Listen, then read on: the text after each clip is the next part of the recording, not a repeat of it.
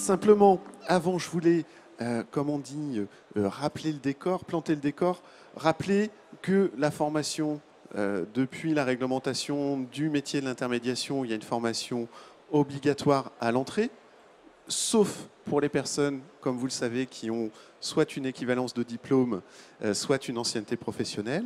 Et puis, nouveauté, désormais, il y a aussi une obligation de formation continue qui va concerner à la fois les IOBSP, mais aussi, parmi ceux d'entre vous qui ont aussi une casquette d'assureur, il y a aussi la formation continue pour les intermédiaires en assurance. Donc, on le voit, beaucoup d'enjeux autour de cela. Et quand on fait un petit peu un sondage auprès des IOB, ce que j'entends souvent, c'est oui, alors entre la formation crédit et la formation assurance, bah, globalement, c'est 3 jours. 3 jours par an. Et pendant ces 3 jours, je ne suis pas sur le terrain. Ou moi, je ne suis pas sur le terrain, mais mes collaborateurs, qu'ils soient salariés, qu'ils soient mandataires, peu importe, ne sont pas non plus sur le terrain, etc., etc. Donc on entend souvent ça.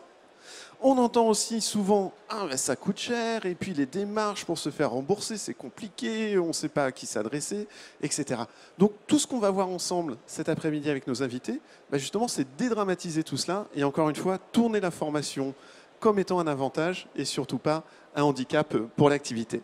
Voilà. Alors après cette introduction, donc quatre invités aujourd'hui. Hop, je vais lancer le diapo. On va commencer par Marie-Pascale. Marie-Pascale de l'organisme Format-IOB, que vous pourrez retrouver au stand 53. On a Pascal Chérin de CIB Formation, que vous pouvez retrouver au stand numéro 22.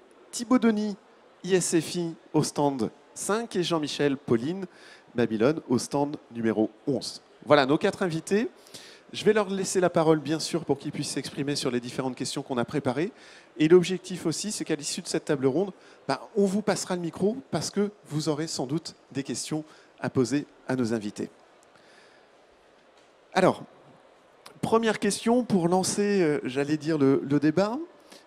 Comment faire pour valoriser la formation auprès des collaborateurs? Ou autrement dit, comment transformer une obligation en opportunité?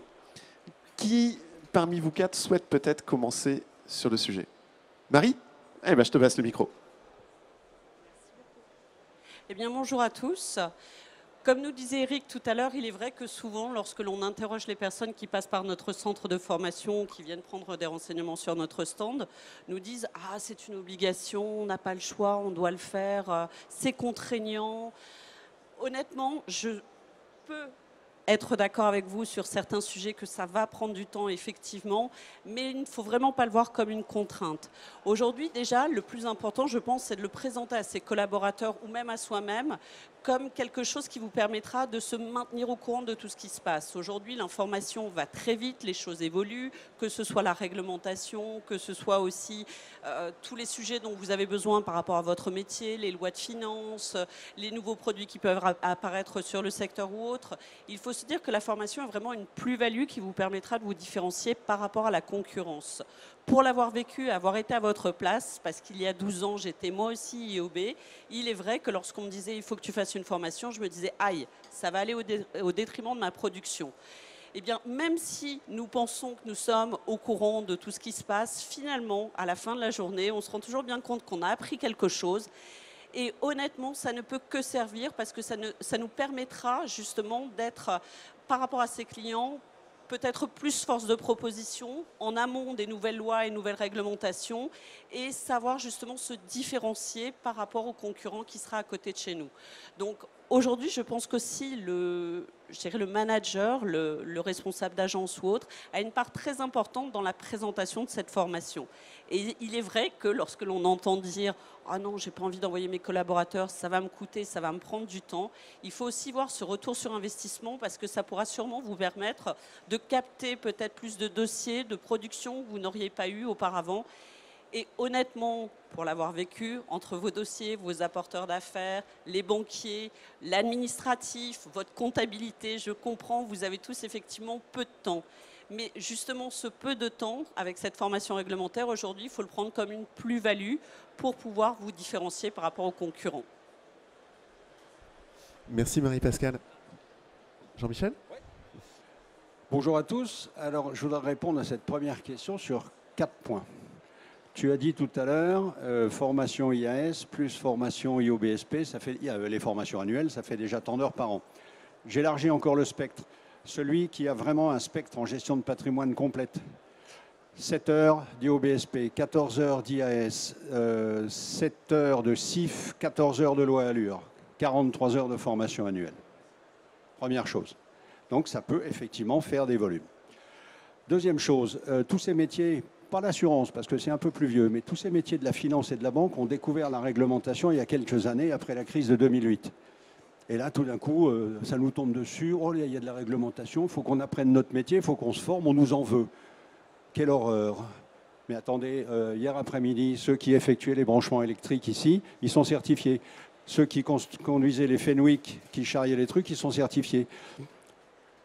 Et nous, des métiers où on joue avec le patrimoine des gens, mon Dieu, quelle horreur, il faut qu'on soit certifié, il faut qu'on connaisse notre métier, il faut qu'on soit habilité. D'accord? Troisième chose, je rebondis sur les problèmes de management. Comment vendre aux collaborateurs? On a fourni à un grand établissement bancaire la formation MCD 7 heures cette année, en e-learning, et c'est nous qui avons construit le dispositif. Remontée d'huile de la part de managers de proximité qui alertent la RH, qui alertent la conformité, etc., etc. Tout d'un coup, ça nous retombe sur le coin de la figure. C'est pas normal, il passe 2h18 alors qu'il faut qu'il passe 7 heures. Je dis oui, mais c'est pas notre problème. Moi, mes modules, ils sont faits pour durer 7 heures. Et ils ne sont pas faits pour durer 7 heures artificiellement, parce qu'à la fin, je les empêche d'aller plus loin. Il y a, pendant 7 heures, c'est guidé par la voix off. Donc, il y a 7 heures d'apport de connaissances. Mais il y en a qui ont trouvé la combine pour sauter d'écran en écran. Donc, c'est effectivement, ceux-là, ils ont fait 2h18. Je dis, mais ce n'est pas un problème du fournisseur, c'est un problème du management de proximité. Tant que les managers de proximité ne seront pas capables de vendre la formation à leurs troupes en disant, on est dans un métier réglementé, et si tu ne te formes pas, je t'enlève tes délégations, parce que le jour où la CPR nous tombe dessus, on plonge. Commencez par vous occuper de vos managers de proximité. Voilà. Alors après, la nature humaine étant ce qu'elle est, on a verrouillé l'écran suivant. Mais on a été obligé de rouvrir le moteur. Il faut absolument que le management soit persuadé. On est dans des métiers où la réglementation fiscale, sociale, etc. est extrêmement mouvante. Et on ne se tiendrait pas au courant et on continuerait à vendre n'importe quoi aux clients. Allez, je vais parler moins fort parce qu'il y a quelques banques ici. La réputation des banques à l'heure actuelle quant à la compétence des chargés de clientèle est telle, mais en tant que courtier, vous et vos gens, mais vous avez votre avenir devant vous. Et vous n'avez aucun mal à prouver que vous êtes meilleur, mais à condition de continuer à être meilleur. Merci Jean-Michel.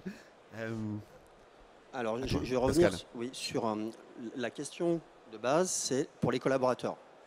Comment on transforme une opportunité obligataire pour les collaborateurs? C'est vrai qu'ils traînent tous un peu des pieds à faire les formations continues, même les formations IS, mais il faut revenir sur le paradoxe de l'histoire. Nous avons deux activités, une activité de centre de formation et puis aussi une activité de courtage. Donc, je vois aussi l'activité de courtage. Et le paradoxe, c'est qu'ils rechignent tous à faire leur formation. Il n'y en a aucun qui veut y aller. Mais une fois qu'ils l'ont, c'est un argument de négociation et dans leur rémunération, et dans leur départ, et lorsqu'ils arrivent chez des concurrents en disant « je suis certifié, j'ai mon IOBSP, j'ai mon IAS, j'ai mes 7 heures-là, j'ai mes 15 heures-là ». Et c'est sûr que pour nous, en tant que dirigeants, c'est un petit peu paradoxal d'obliger à former nos gens pour les rendre plus compétitifs et le risque de les voir partir complètement prêts pour la concurrence. Mais dans notre rôle de dirigeant, on a quand même des gens qui sont formés, aguerris. C'est quand même le mandataire social de l'entreprise qui est responsable des erreurs de ses collaborateurs. D'accord ? Et plus vous aurez des collaborateurs qui ont un haut niveau de connaissance de leurs obligations, moins vous aurez de risque d'avoir des procédures, moins vous aurez de risque d'avoir des médiations ou de vous retrouver devant des tribunaux. D'accord ? Donc, au-delà de la question de savoir si c'est une opportunité pour eux, c'est déjà une opportunité pour vous. Les obliger à se former pour avoir un bon niveau de compétence, pour protéger les consommateurs et éviter des litiges demain. C'est ça la vraie histoire. D'accord ? Et pour rappeler ce que tu disais, on n'est pas dans de l'achat impulsif. Je veux dire, on ne va pas faire un crédit de 1 000 € pour acheter un iPhone. 1 000 €, ce n'est pas négligeable. Pour quelqu'un qui gagne 1 200 €, on l'entend, mais au bout d'un an, c'est épuré. On parle de 300 000 € sur 20 ans, 22 ans. On engage un tiers du patrimoine des populations, de nos clients. Donc, il faut derrière des populations qui aient un haut niveau de connaissance, parce qu'il y a un engagement patrimonial conséquent derrière pour des familles. Vous comprenez? Donc, il faut arriver à faire comprendre ça à nos collaborateurs. Le deuxième point, j'anticipe un petit peu, c'est, je pense qu'ils n'ont pas conscience de la responsabilité du rôle de distributeur que nous avons. D'accord? C'est-à-dire que pour eux, inconsciemment, ils ne font que distribuer un produit bancaire et ils se sentent déchargés de toute responsabilité. Ils n'arrivent pas à comprendre que le banquier, c'est un producteur, il produit un produit, il est responsable du produit par lui-même, mais en aucun cas, il est responsable de l'acte de distribution. C'est bien le distributeur qui doit d'expliquer au client le produit qu'il va souscrire. Et le plus important, me semble-t-il, dans les formations, parce que le manager, il pourra toujours revoir si le taux d'endettement, le montage, si le produit est adapté. Mais à aucun moment, le manager va rentrer dans un rôle de conseil en disant « mais est-ce que tu as conscience qu'on est complètement responsable de l'acte de distribution ?» Et ces rôles des formations continues, c'est de les rappeler perpétuellement. Tu es distributeur, tu es responsable de l'acte de distribution. S'il y a un manquement dans la distribution, c'est nous qui sommes responsables et pas la banque. On commence à voir apparaître des premiers cas de cassation où des clients se retournent contre des courtiers parce qu'ils estiment qu'il y a un manquement dans la distribution. On a 2 cas qui ont eu lieu dernièrement où, dans les 2 cas de figure, c'est le courtier qui a été responsabilisé par rapport à un manquement dans la distribution. Et donc, il est important que vos collaborateurs soient formés sur ces obligations, la découverte client, enfin tout ce travail d'intermédiaire. Et pour rebondir sur ce que je disais encore, aujourd'hui, quand vous allez dans un centre Céveso, personne ne se pose la question de savoir s'il faut une qualification Céveso. Et tout le monde va faire sa semaine de formation Céveso et il n'y en a pas un qui va rechigner. Aujourd'hui, quand on a quelqu'un qui vient de faire une formation, j'entends que les 150 heures, c'est fastidieux. Je ne dis pas le contraire, d'accord? J'ai conscience qu'il est très fastidieux. Mais néanmoins, au travers de ces 150 heures, il y a quand même une formation qui doit être faite et ça ne peut pas être fait en catimini. D'accord? C'est que si au niveau pédagogique, on a estimé que ces modules devaient être faits en 7 heures, c'est que pédagogiquement, c'était estimé en 7 heures. Et si les gens ne les font pas en 7 heures, c'est qu'ils n'ont pas conscience de la situation, me semble-t-il, quoi.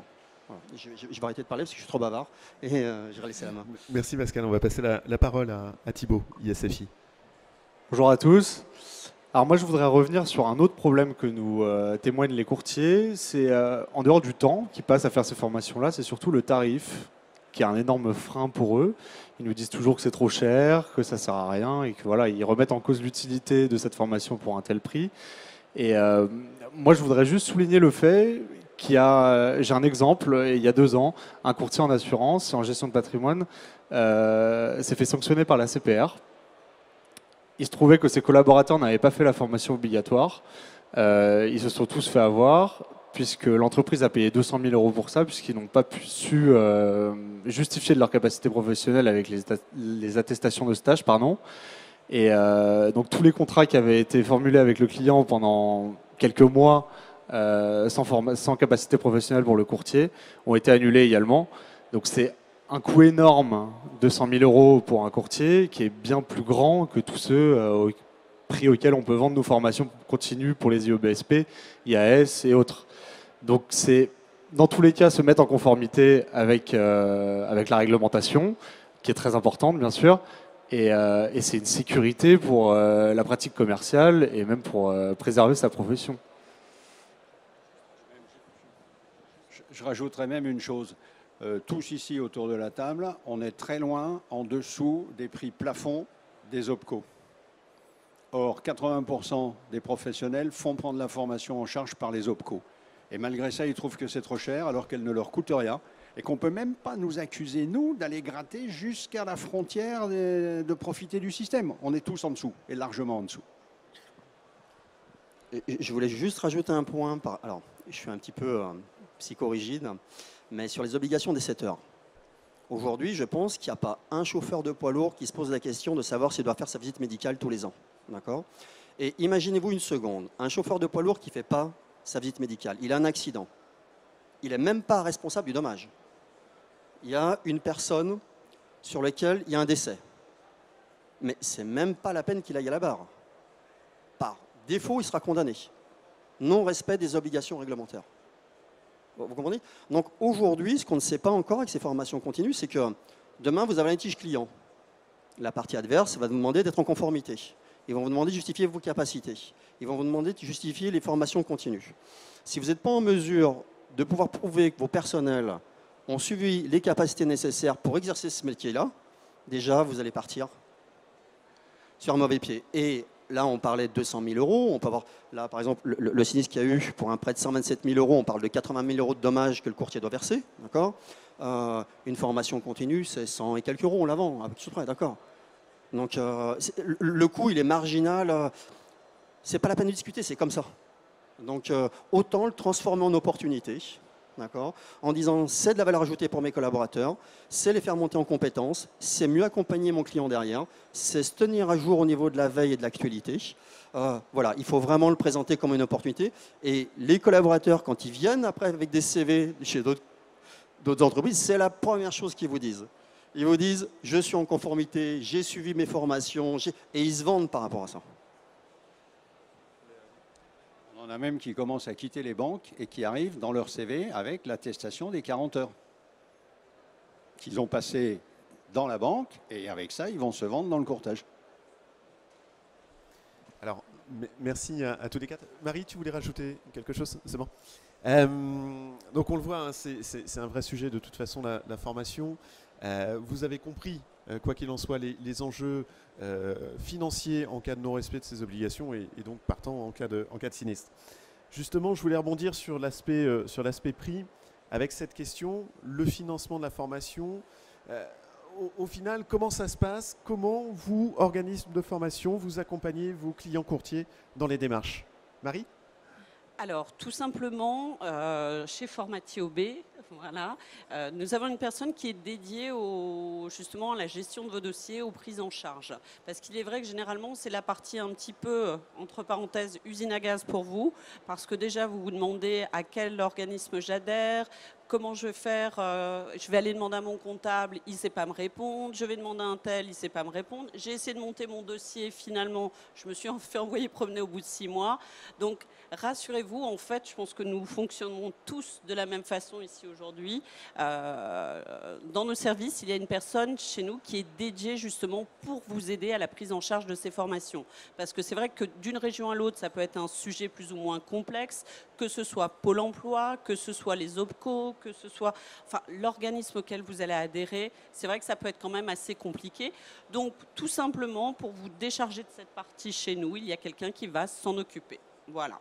Donc, c'est quand même assez simple. On vous demande une seule chose, c'est à quel organisme vous adhérez. Et après, on les contacte et on s'occupe de tout. On s'occupe de votre dossier de financement. Et on peut vous dire quel sera le montant de votre prise en charge. On ne le faisait pas jusqu'à présent chez nous. On a des relations avec Pôle emploi, on a les accès sur Kéros, on a les accès sur tous les systèmes d'un certain nombre d'anciens OPCA.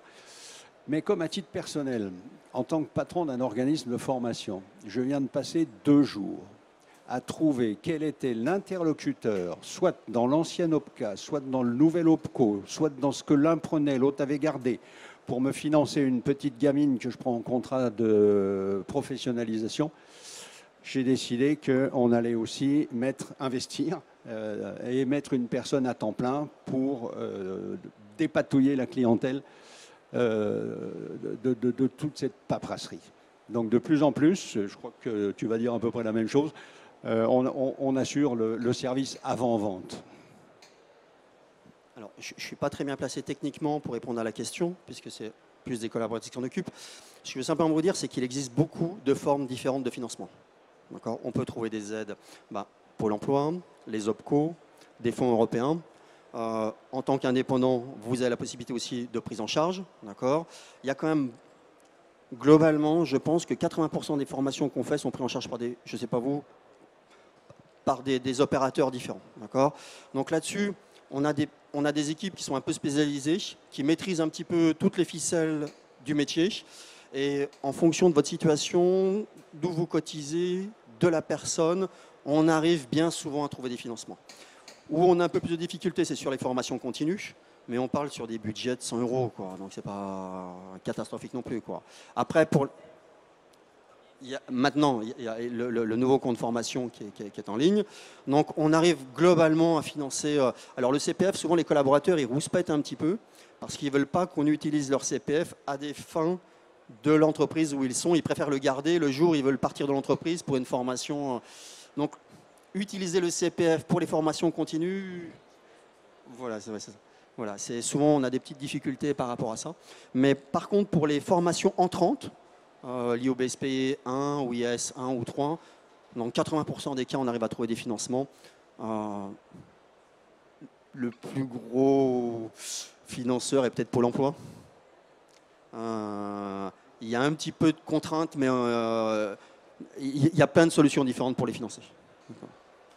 Le coût, au final, n'est pas si important que ça.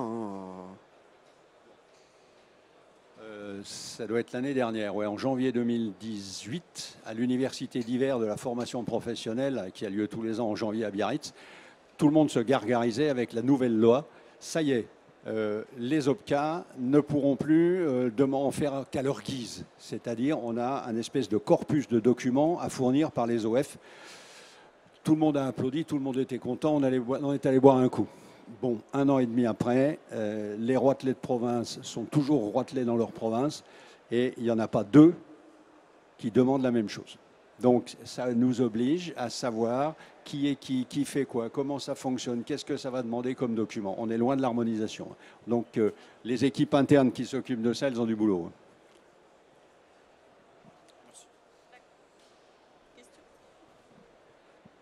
Merci à tous les quatre pour ces éclaircissements. Donc, je pense que tout le monde a compris que le sujet financement de la formation pouvait se résoudre avec l'accompagnement des organismes qui sont ici. Au travers de tout ce qu'ont abordé nos invités, il y a peut-être des questions parmi vous dans le public. Est-ce que quelqu'un souhaite poser une question? Besoin d'un complément d'info? Pascal. Je voulais juste rajouter un point. Je ne sais pas si vous avez le même souci que nous. On a des collaborateurs qui viennent en formation. C'est le cabinet de courtage qui s'est acquitté de la formation. Nous, on a un donneur d'ordre qui est le cabinet de courtage. Donc, on remet le livret de formation au cabinet de courtage. Le collaborateur quitte l'entreprise dans les 6 mois qui suivent.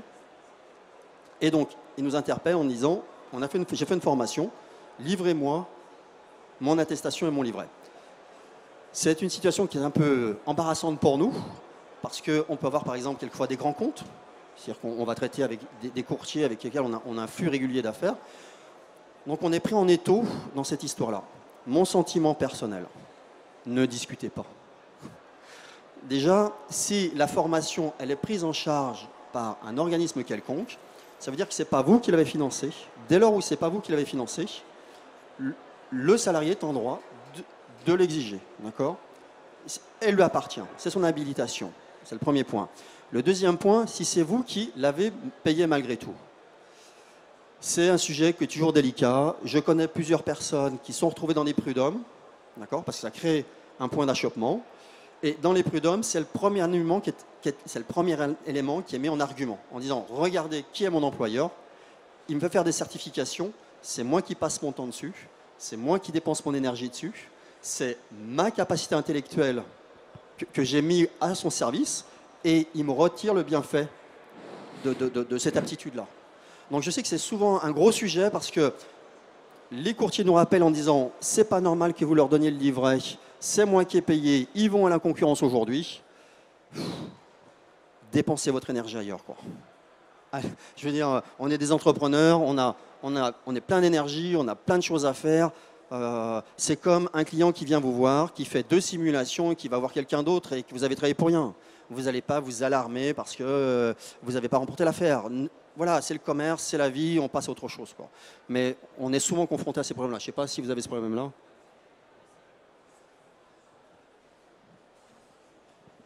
Merci Pascal pour cette précision. Des questions parmi le public? Sûr et certain. Bon, alors on va remercier donc nos 4 invités encore une fois. Vous pouvez, comme je le disais tout à l'heure, les retrouver bien sûr sur les stands, etc. pour prolonger les échanges. En tout cas, merci de votre attention.